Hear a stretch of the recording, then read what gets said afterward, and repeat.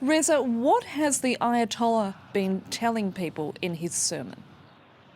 Yeah, and at the Supreme Leader started his sermon roughly 45 minutes ago. He's still continuing to speak at Friday prayers as we speak. Obviously, many people eager to see what what he would focus on in his sermon, what kind of tone he would deliver in his sermon. Obviously, Iran facing a number of issues, multiple crises with a spiraling economy, the exchange of military strikes recently with the U.S. anti-government protests, the recent U.S. assassination of their top military commander, Qasem Soleimani, a couple of weeks ago, and last week's accidental downing of a Ukrainian airliner that killed 176 people. What would the Supreme Leader focus on?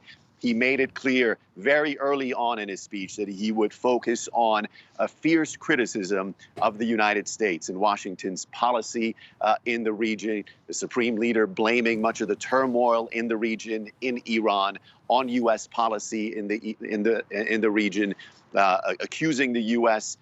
Of creating ISIS in the region in order to destabilize Iran, accusing the U.S. of terrorism in their assassination of Qasem Soleimani, the top Iranian military general, and praising the Revolutionary Guard's response.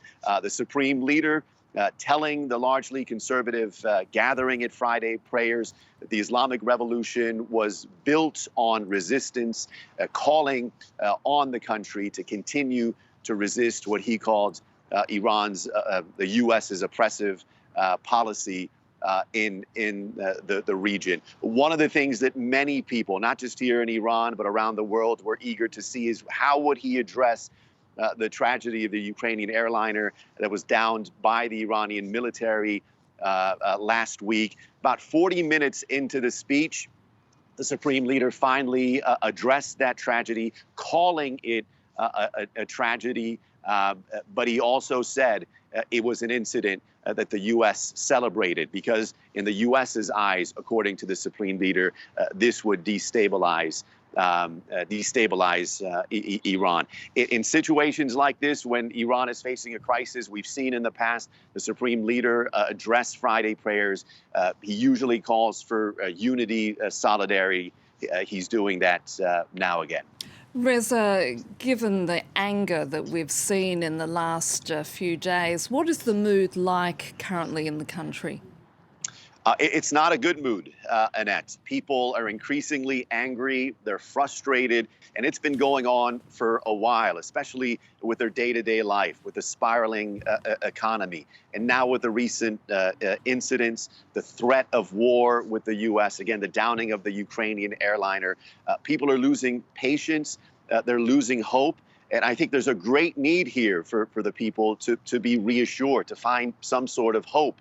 And I think that's why many observers say the Supreme Leader came out and spoke today, did his speech, will his sermon reassure people? Will it create unity? Will it create solidarity? I think the fact that he focused on the U.S. and his fierce criticism of Washington's policy will lead many people to say that that's not what this country needed at the moment. But again, the Islamic Revolution for 4 decades now, that's been one of the pillars just to stand up against what they call U.S. imperialism and laying the blame of what's happening here in Iran on the U.S. policy. And we heard that again from the Supreme Leader today.